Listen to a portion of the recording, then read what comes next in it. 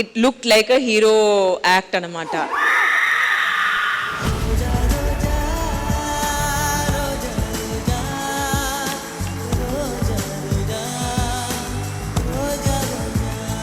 మీ execution, మీ presentation అంతా బాగుంది. ఈ రోజు రాత్రి 9:30 గంటలకి మీ ఈటీవీలో.